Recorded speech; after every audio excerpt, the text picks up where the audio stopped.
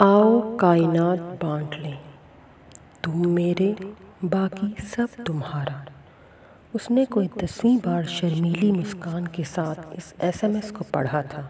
हर बार धनक के सातों रंग उसकी सुनहरी रंगत को और भी पुररौनक कर देते। उसका दिल चाहा कि ये लफ्ज़ वो आहत के मुंह से सुने। कितनी ही बार उसकी गुदास उंगलियां आहत का नंबर मिलाते मिलाते ठहर जाती। एक नई नवेली झिझक थी जो उसके नोखेस ज़िंदगी से भरपूर जज्बों पर बंद बांध देती। एक बार फिर उसने शर्मीली मुस्कान के साथ शेर पढ़ा। लो देती आंखें, शरीर होंठ, मोहब्बत लुटाते लफ्ज़, बहकते जज्बात। आहत का दिलकश सिरापा उसकी धड़कनों को मुंतशिर कर गया। आप ही आप मुस्कुराते हुए उसने निचला होंठ दांतों में दबाया। मोहब्बत के रंग किस कदर खूबसूरत होते हैं, जिस पर भी उतरे उसे ख़ास कर देते हैं। वो भी इन्हीं मोतबर जज्बात से गुज़र रही थी। उसकी शादी को आज 10वां दिन था। शुरू के दिन तो मियाँ बीवी के लिए किसी जन्नत से कम नहीं होते, जब जज्बात का ठाठे मारता समंदर अंदर तक सैराब करता है।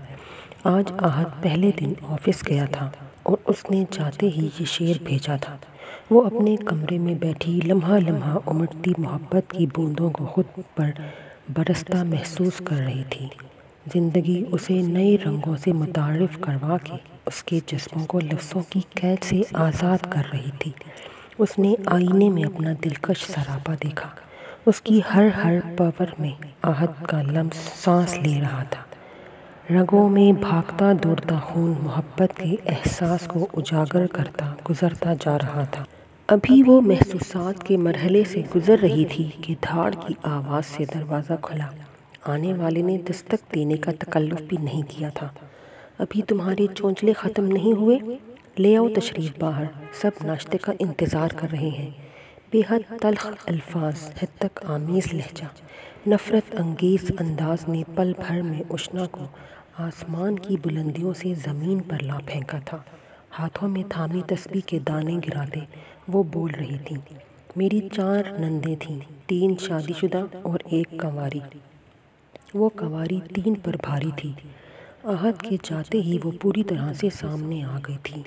हालांकि आहत की मौजूदगी में भी मैं गैर महसूस तरीके से ही बेशतर काम कर रही थी।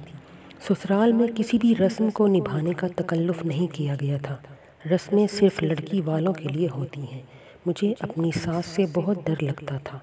वो बहुत कम बोलती थी, लेकिन कम बोलने में भी वो हर बात कह जाती थी।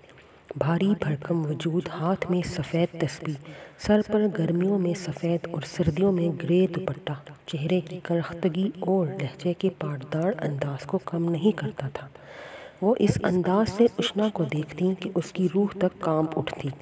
दिन भर गधों की तरह काम करने के बाद वाहिद पनाहगाह जहाँ वो चंद घंटे सुकून के गुजारती, वो आहत का कुर्ब और अपना कमरा था। उसकी सांस में रवायतीपन कूट कूट के भरा हुआ था। उसके हर काम में कीड़े निकालना, उस पर हर लम्हा मुसल्लत रहना, बात बे बात धनक के रख देना, उसके लिए खानों में ख़राबी पैदा करके हंगामे बर्पा करवाना उसकी सास का मनपसंद मशग़ला था। आहत बेशक बेहद अच्छा शौहर था, लेकिन रवायती फरमाबरदार बेटा जिसे बीवी के सिवा किसी के आगे सर उठाने की जुर्रत न थी।